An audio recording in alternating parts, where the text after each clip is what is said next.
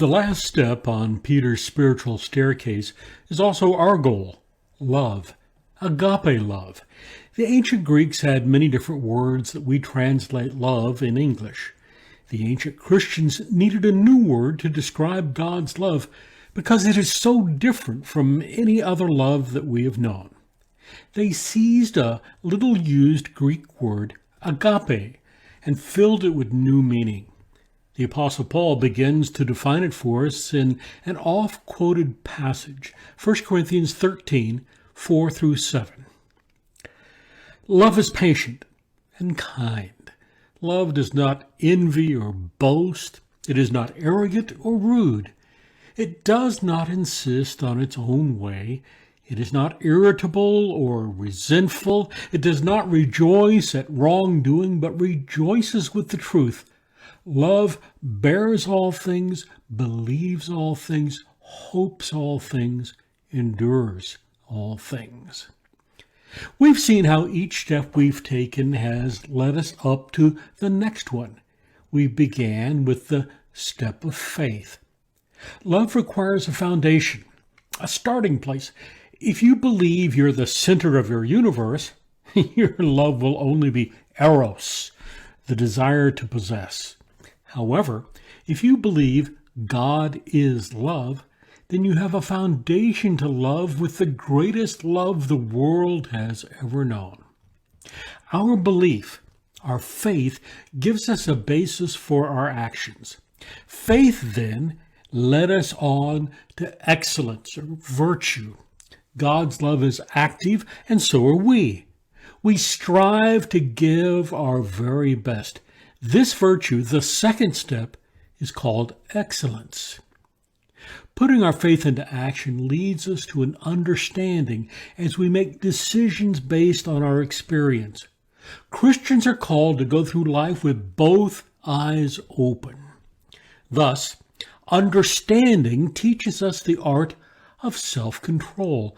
We learn to say no so we can say yes to the very best things in life.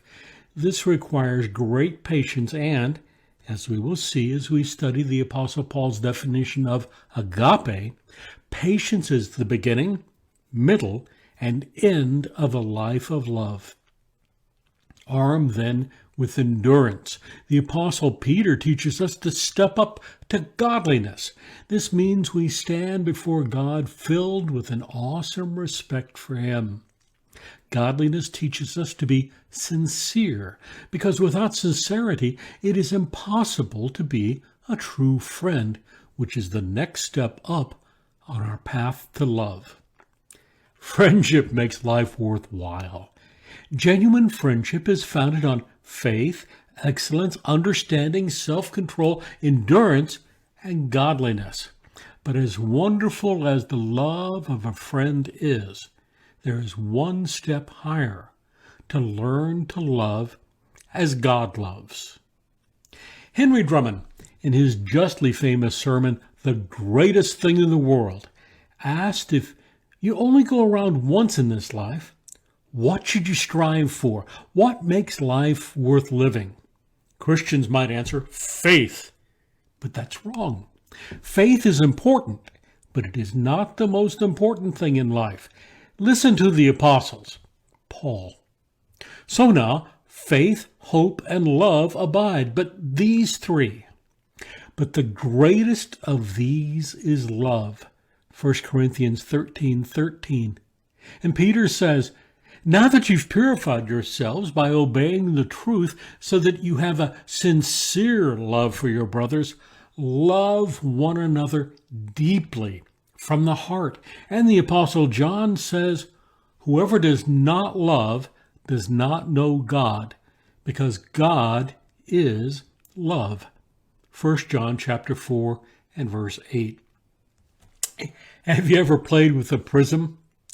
You shine a white light through the crystal, and the prism separates the white light into all the colors of the rainbow. A prism is a great way to teach children that the color white is actually composed of all the different colors combined. Agape love is so new, so different, that to appreciate it, the Apostle Paul must pass it through a prism and show us a 15-color rainbow. He writes, "Love is patient and kind. Love does not envy or boast. It is not arrogant or rude. It does not insist on its own way. It is not irritable or resentful. It does not rejoice at wrongdoing, but rejoices with the truth. Love bears all things, believes all things, hopes all things, endures all things." 1 Corinthians 13, verses 4 through 7. Just as we climb the 8 steps to learn to love, now we must consider all of the colors that combine to create the color of agape love. When we love as God loves, we are patient, kind. We don't envy or boast. We aren't arrogant or rude. We don't insist on our own way, and we certainly aren't irritable or resentful. Instead of being happy doing wrong things, we rejoice in the truth in all its many forms. Love bears all things, believes all things, hopes all things, and endures all things. To love as God loves is a huge challenge, but love truly is the greatest thing in all the world.